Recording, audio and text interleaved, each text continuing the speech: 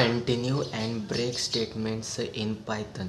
तर continue statements म्हणजे काय, की कंटिन्यूमध्ये की आपण एखादं इटरेशन आपलं स्किप होतं पण लूप आपला पूर्ण बंद होत नाही, त्यालाच आपण म्हणजे कंटिन्यू आपण तिथं वापरतो.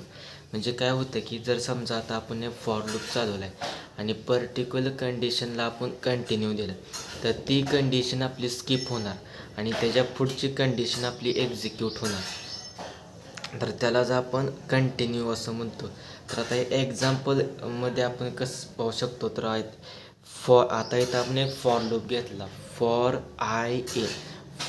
आय इन रेंज आणि स्टार्ट आपण 1 दिला आणि एंड आपण 6पर्यंत दिला.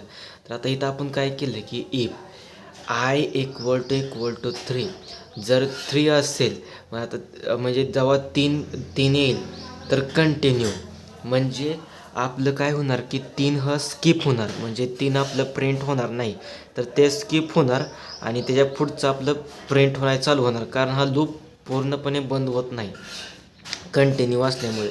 तर आता याचं आउटपुट काय येणार, 1 2 3, 3 तर इथं आलं नाही, 4 5 डायरेक्ट 4 आणि 5 आलेत, तर त्यालाच आपण काय म्हणतो, तर कंटिन्यू असं म्हणतो. आता ब्रेकमध्ये ह्याच्या उलटंच आहे. ब्रेक म्हणजे की लूप चालू असताना जर एखादी कंडिशन जर पूर्ण झाली तर ते लूपमधून बाहेर पडते, म्हणजे की पुढं ते एक्झिक्यूट करणार नाही. जसे की कंटिन्यूमध्ये जर एक्झिक्यूट करते तसं ते ब्रेकमध्ये एक्झिक्यूट करत नाही. तर इथं आपण इथं आपण फॉर लूप, मग आता आपण ते एक एक्झाम्पल घेतलं, फॉर आय इन रेंज, हा आपण एक एक्झाम्पल घेतलं. आता आपण फॉर लूप घेतला फॉर आय इन रेंज. आता सेम आपण याला स्टार्ट 1 दिला आणि एंड आपण 6 केलं. आता इथं आपण काय केलं की इफ आय इक्वल टू 3 केलं. आता इथं आपण खाली ब्रेक घेतलं, तर आता काय होणार की जर 3 आलं की ब्रेक होणार आणि ते बाहेर पडणार. तर आता इथं आपलं आउटपुट काय आले, 1 2. आता 3 आलं की बाहेर पडलं, आता ह्याच्या पुढचा लूप आपलं एक्झिक्यूट होणार नाही.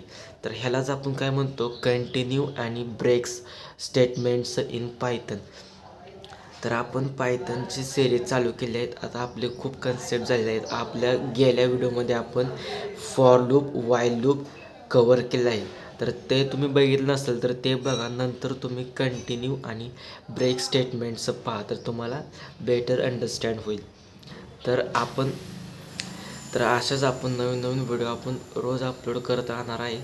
तर तुम्ही कंटिन्यू बघत राहा, आधीचे कन्सेप्ट बघा, नंतर पुढले कन्सेप्ट बघा, तेव्हाच तुम्हाला बेटर अंडरस्टँड होईल, नाहीतर तुमचं सगळं कन्फ्युजन होणार.